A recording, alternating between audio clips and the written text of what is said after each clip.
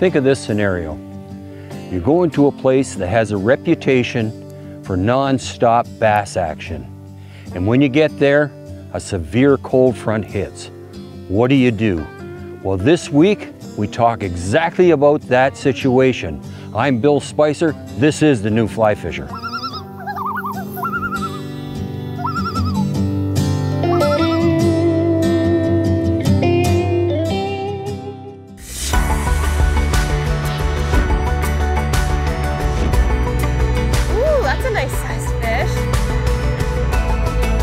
I will catch these all day.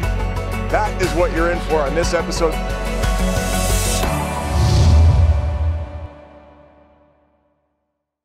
The New Fly Fisher is made possible in partnership with Algoma Country, Destination Ontario, Orvis Fly Fishing, Trout Unlimited, Rio Products, Oscar Blues Brewery, Global Rescue, Adipose Boatworks, WeatherTech Canada.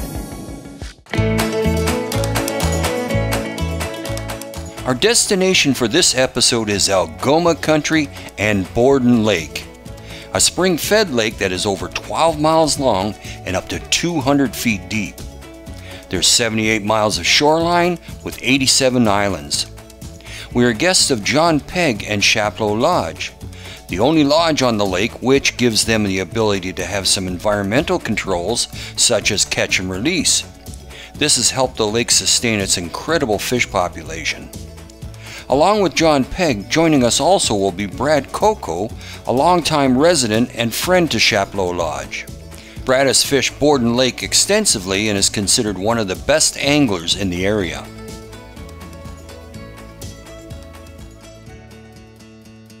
The reports from the previous week had been good and the fishing was excellent, but this week was different. A severe cold front had gone through the area. Bass hate cold fronts. Air pressure affects fish because their buoyancy in the water is controlled by an air sac. This is very sensitive and they feel the slightest change. It's generally believed that a falling pressure at the beginning of a cold front tends to make the fish more active and they feed heavily. Then the sudden rising pressure after the cold front passes shuts them down.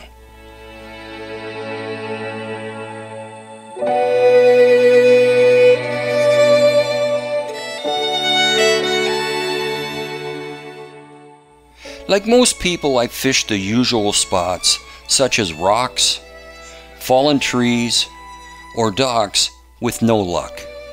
The high pressure was shutting down the bite. What to do? The only thing left was to fish deeper and fish drop-offs.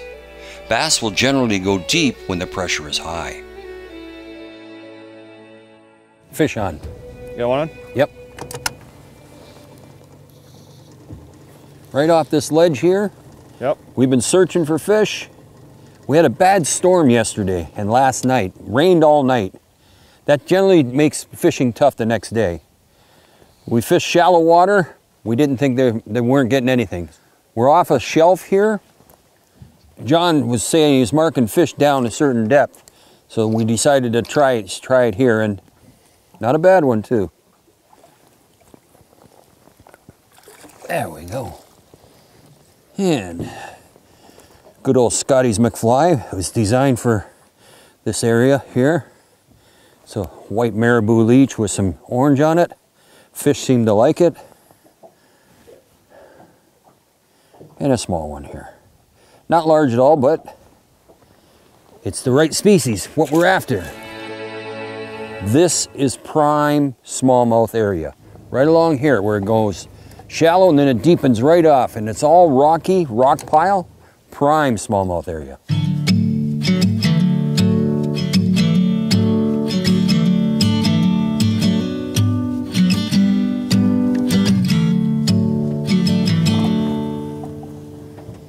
Got another fish on. It's not even 2 minutes after. We found a reef here with a deep drop off. The fish are hanging out right on the edge of that. They're not up in the shallows. The storm last night pushed them off into the deep. And the way I knew this one hit, the water's so clear I can see my fly clearly, and my fly disappeared. So I set the hook and that was a fish. And watch me bring them up too. Sometimes, Bill, you'll see that crayfish coming out of their mouth as they're fighting. Yeah, their for way sure, up. yeah. About the same size as the last one. Barbless hook, let that go there. Not too big, but they'll get bigger. But I think we found the fish. We've been all over the place fishing all the normal areas they do, but like I said, last night there was a huge storm with just an incredible amount of rain coming down all at once, and I knew that was going to make things tough. We had to search around. We found them. They're going to transition from shallow to deep water. This is also late in the season. The temperature is going down and the fish are looking for warmer water. So that's what I think has happened, and this is where we're going to find them, in the deep water here and underwater rock piles. They're not in their normal spots. They're a little deeper. Now the technique I'm using to slow down, I'm not casting far. I have my rock pile here, my deep water here. You can see easily one or the other. There's the rock pile and the dark water is deep. I'm going right over beside the rock pile, not far. Letting it sink down, sink, sink, sink, and then I'm just using the tip of my rod and dragging it like so. Just ever so slightly. When they're in an off mood that they are right now, slower is better. They're not chasing anything. Faster retrieve earlier, I was getting nothing. As soon as I stopped and did this, I started producing fish. Again, not a long cast, but an accurate one that I'm right at the edge of the rocks. Even if you bounce it on the rocks a bit and pop it off, the fish are generally waiting on the outside. And even when I get in front of myself here, I'll let it sink to the bottom, then pop it, and many times I've had fish right in front of the boat come up and look at the fly. Just like that. I'm doing this with the fly underneath the surface.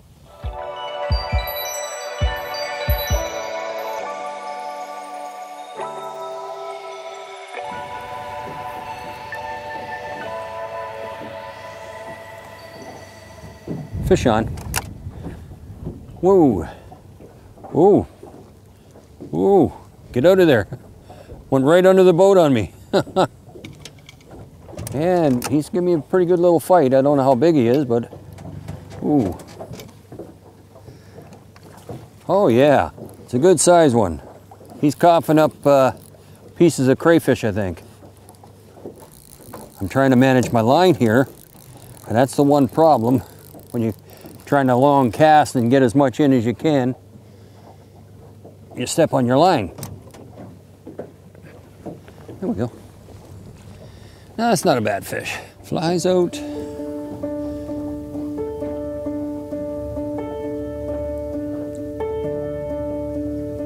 Okay, let's let this guy go.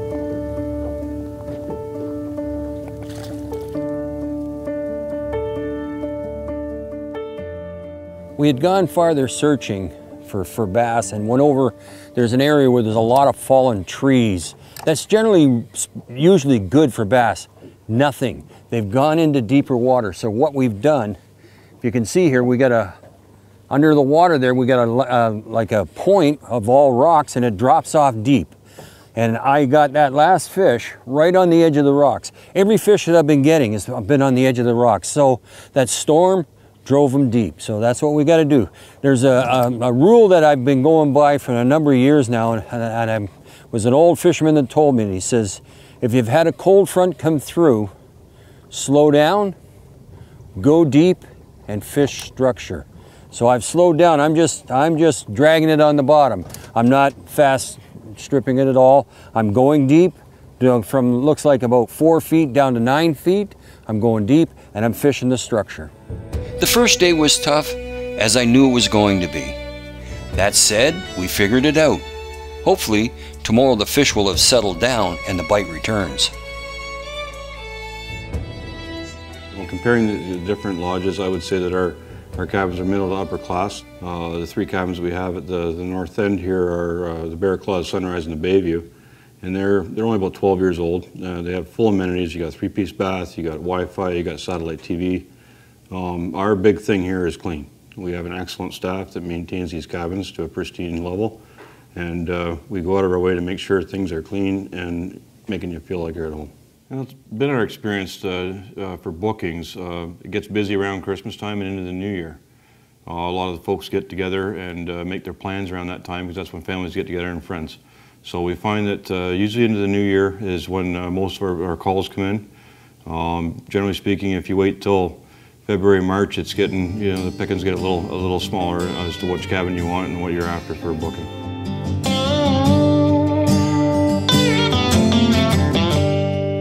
The next day, resident neighbor Brad Coco graciously offered to be our guide. Brad is a seasoned angler and has fished the lake for years. Our strategy was to start to fish shorelines with sudden drop-offs. Fish on.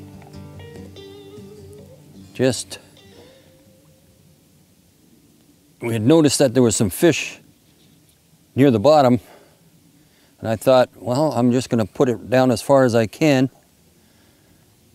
to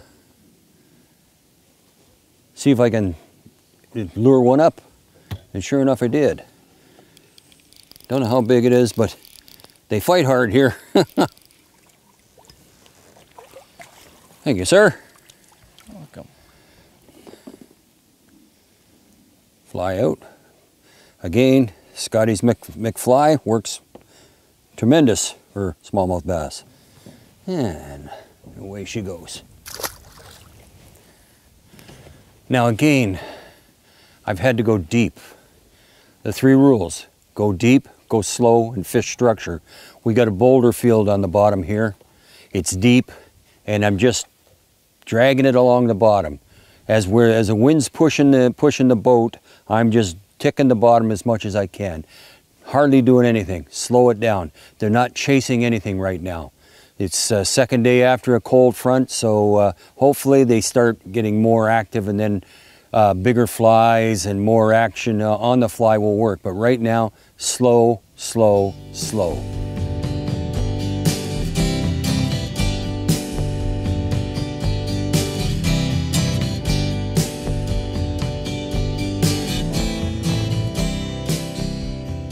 There's a lot of crayfish in this lake, and I guess this is imitating what a crayfish does, up and down along the bottom.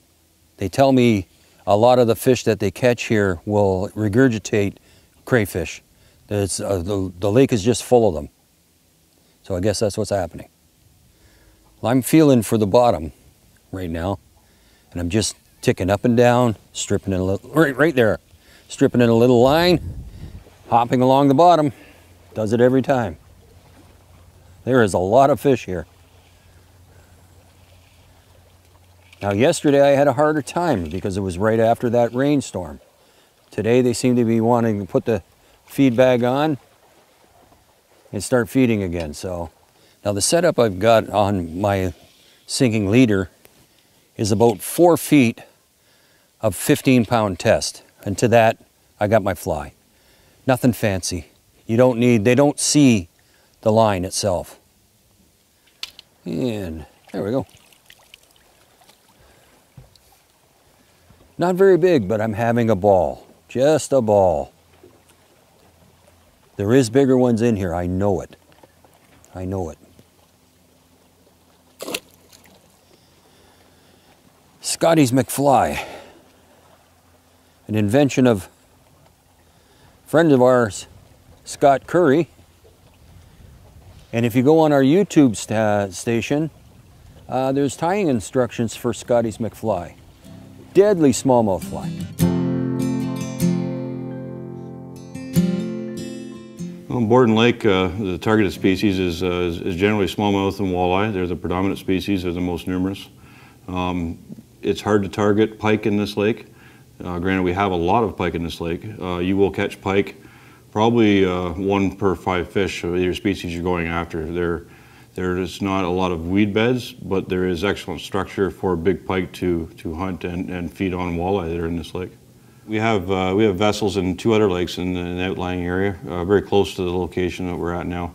One of them is a lake that holds a lot of beautiful brook trout. It's a spring-fed, 60-foot deep lake that produces, on average, a lot of our guests get 3 or 4 really nice brook trout out of there on a visit. As well, we have another lake, if you're more after the pike, we have some trophy pike in a lake close to here, which I also have another vessel at. They produce good-sized pike, and you also get walleye in that lake as well. Yeah, depending if you're after walleye, pike, or smallmouth in this lake, there's a factor here. It's a very diverse lake. For that reason, I give you a laminated map of this lake that shows you all the details and the hot spots you can target those different species. There's over 80 islands in this lake, so there's no shortage of shoals, ledges. A lot of times we find these really nice rock ledges where you have steep drop-offs, where you have options to shoot that top water into that structure, into those rock piles. Yet you can still hit those drop-offs and go down deeper as well to target those species if the weather conditions aren't conducive.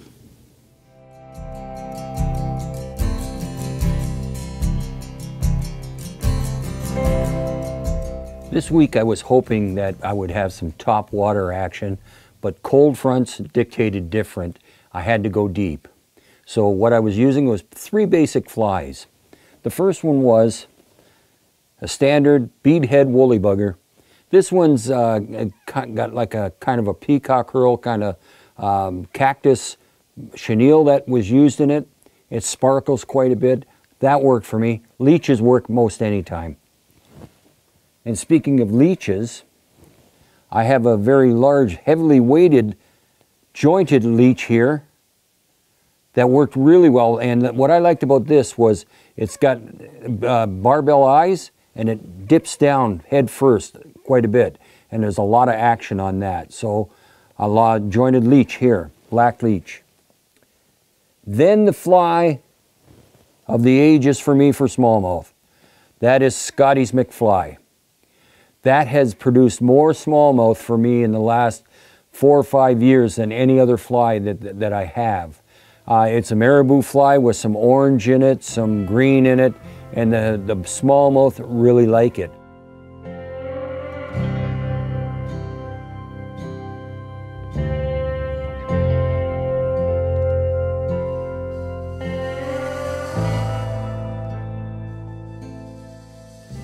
Fish on.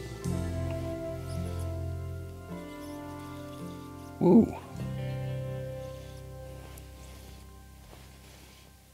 About this feels about the same size as the rest. We'll see in a minute here. Boy, scrappers though, just scrappers. Whoa. He's bending that pole right over. Yeah. He might be bigger than I thought. Yeah. Hard to say. Like I'm being fooled by how hard these fish are fighting, and they're coming up and really not that large, but oh, this one's not bad. Still a scrapper. Very good. Oh, he's very good. got some heft to him. That's not bad. That's not bad. These are pretty scrappy little guys. That's not bad. That's not bad. We're getting up there. Again, slow, slow, slow. I know I've been saying that a lot, but I can't emphasize it enough when you get this kind of weather. Slow is it. We're going from shallow, and it really deepens out quickly here. It goes right down to 35 feet. And I'm trying to keep my minnow pattern, my SCOTTY'S MCFLY, it's a weighted pattern, down and skipping it on the bottom, slowly bringing it back to myself. That's what's been working.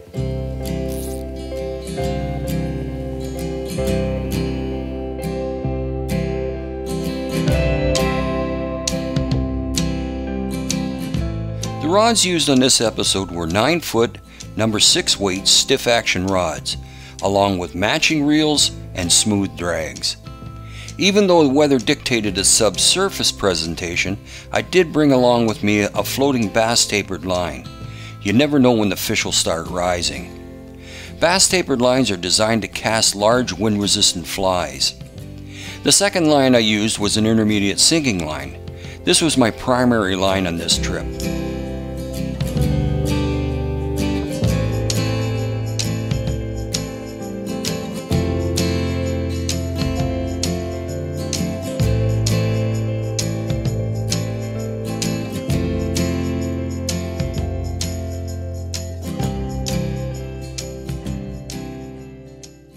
Fish on.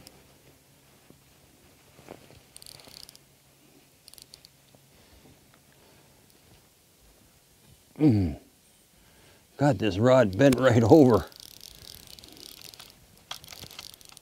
Yeah, not even that big.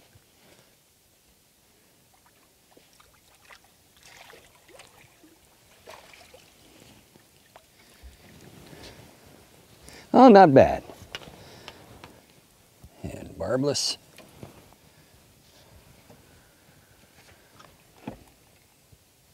Dark color to that one. Yes, yes.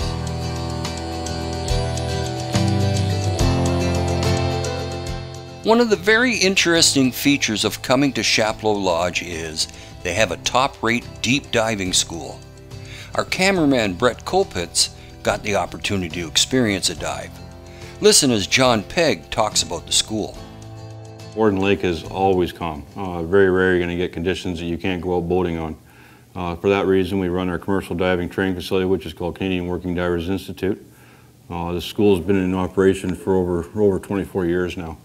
We're an internationally recognized school that's recognized by the International Marine Construction Association and accredited by the Diving Certification Board of Canada. It attracts students from all around the world because of our international recognition. So it allows these students to come here and train for a 12-week period, which is a very condensed course compared to a lot of the other courses in the world that offer the same accreditation. So it allows these young ladies and men to come in, take a step out of life for a 12-week period, which is a commitment but not as long as a full college year, and allows them to work hard. It's a very intensive course that will, it'll test you.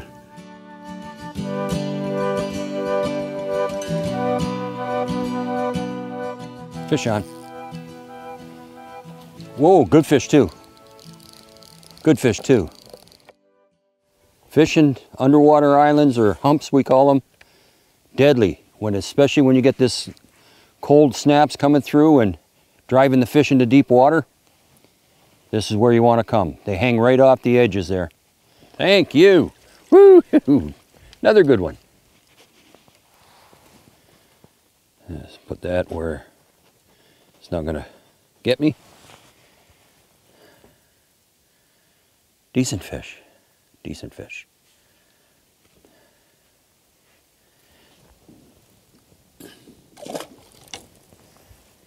Let's talk about the rig that I got right now. What I've had to do, when I got up here, I expected fish to be in the shallows in the rocky around shores, so I brought a intermediate sinking line and a floating line. Now, because the cold front come through and it was so severe, it drove all the fish deep. So I had to jerry rig something up. What I've got here is a Type 6 sinking leader. And I've got it tied loop to loop to my clear intermediate line, and it's getting down with about 3 to 4 feet of 15-pound test, then my fly. It's getting down 13 to 15 feet, no problem for me. I gotta cast it out and wait for it to sink though. You gotta give it time to get down. And when you get down, then you just drag it along the bottom, twitching it slowly, and that's been proven very effective right now. We're in the middle of a front right now. Once the sun comes, I'm sure the fish will shut down again. So we're trying to get as much fishing in as we can right now. During the front like this, the fish put the feed bag on. As soon as the sun comes out, they stop.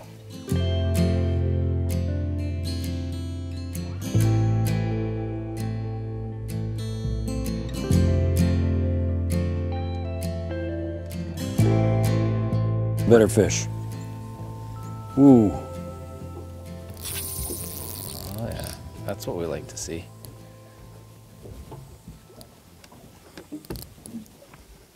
Oh, I don't believe that. I got so lucky. I got so lucky. This might be a pike. We'll see in a minute here. But I got so lucky. As soon as it hit, it went under the boat. Wow. Let's see what we got here. It's staying down. It's big fish, big fish. I hope it's a bass. I hope it's a bass. Oh, now he's coming at me.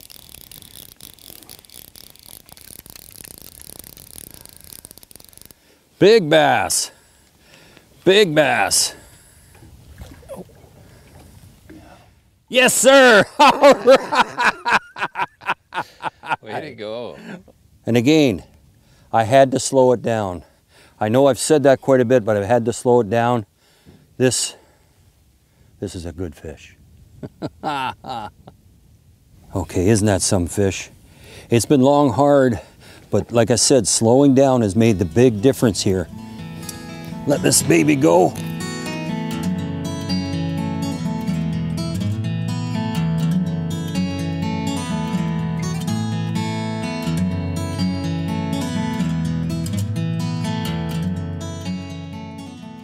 Cold fronts, they make us all crazy, including yours truly. But that last fish shows you that it can be dealt with by slowing down. I'd like to thank John Pegg and Chapleau Lodge for inviting us, and Brad Coco for being our guide. For more information on this show and others in our series, visit us on the web at thenewflyfisher.com. From all of us here at The New Fly Fisher, thanks for joining us. Tight lines, and we'll see you next week. The New Fly Fisher is made possible in partnership with Algoma Country, Destination Ontario, Orvis Fly Fishing, Trout Unlimited, Rio Products, Oscar Blues Brewery, Global Rescue, Adipose Boatworks, WeatherTech Canada.